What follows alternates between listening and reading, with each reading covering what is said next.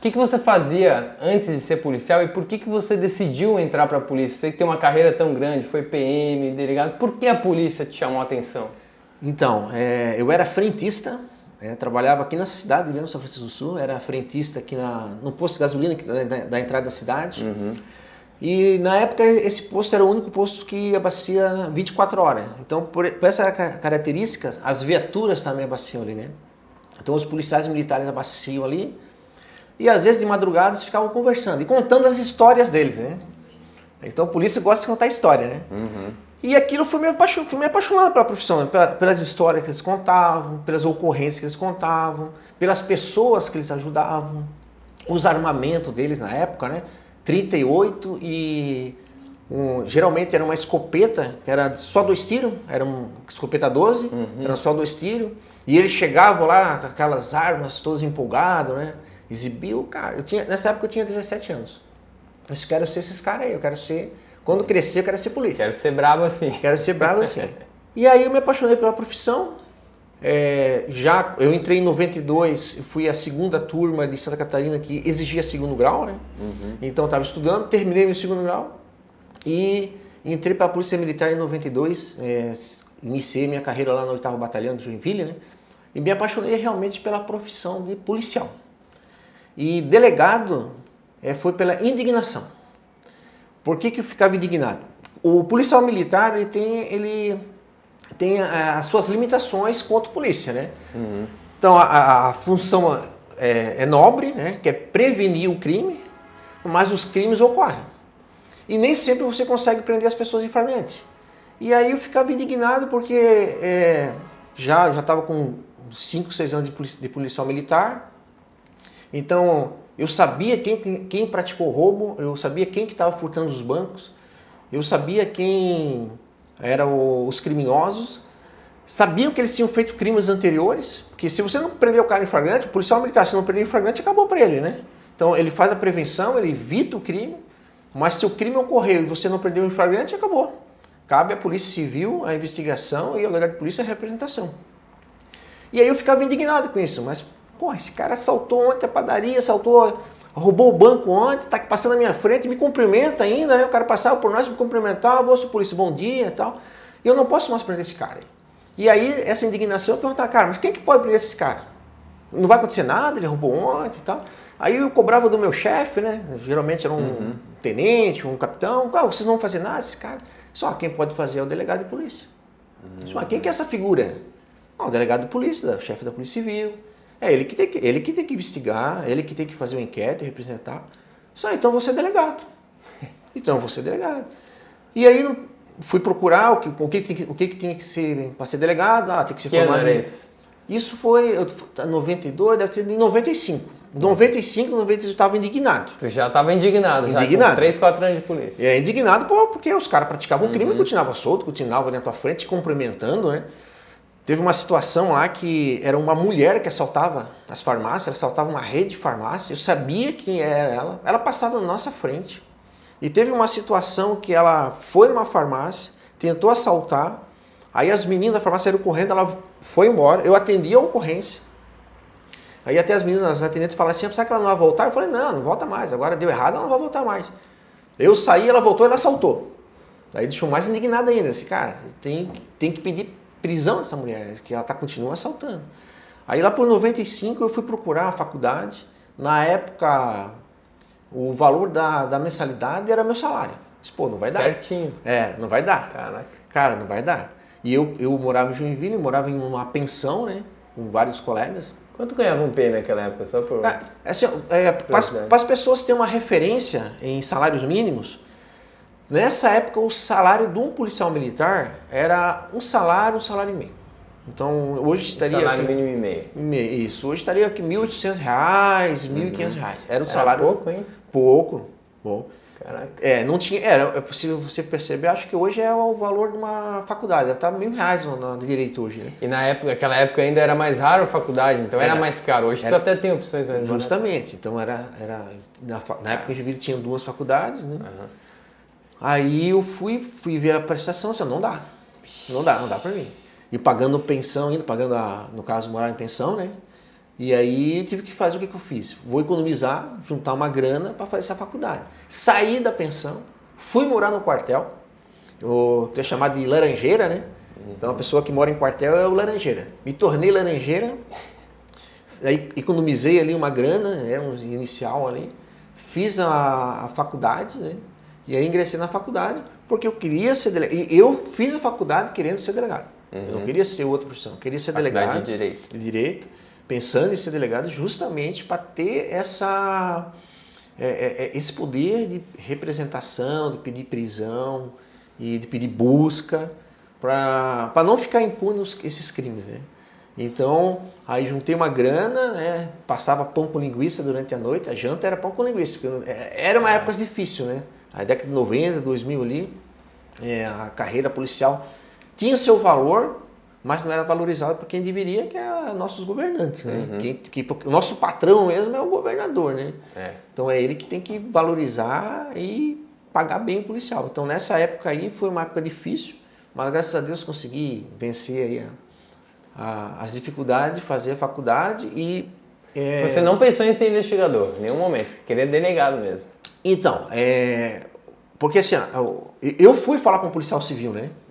Eu fui falar com o policial. Na época, tem a parceria, né? Isso, na época eu entregava os flagrantes ali na central de polícia de Joinville, aí eu peguei uma equipe lá e fui conversar com eles. Cara, o que cada um faz aqui? Na época a Polícia Civil de Santa Catarina era diferente, né?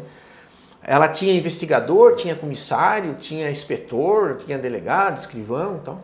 E eu fui perguntando o que cada carreira fazia e assim, mas quem que representa, quem que faz tal, quem que... Assim, ó, é o delegado. O investigador pode fazer um top e chegar, o delegado sentou em cima e já era. Então você delega. Tanto é que no meu concurso tinha várias carreiras, né? Eu tenho vários colegas delegados que foram escrivão, que foram investigador, porque fizeram no meu concurso, fizeram a mesma prova, né? E fizeram para investigador, na época era investigador, fizeram para investigador, para comissário, escrivão, e aí foram chamados antes, né, para esses cargos.